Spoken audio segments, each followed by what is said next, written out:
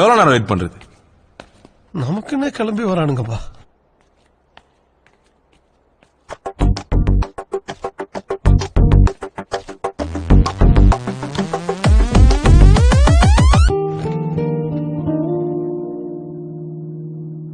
இந்த ஜாப் எதுக்கு சூஸ் பண்ணீங்க? பார்த்ததும் வீடு பிடிச்சது, பார்த்த உடனே உன்னையும் பிடிச்சது, அதான் வேலைக்கு சென்றலாம்னு முடிவு பண்ணிட்டேன்.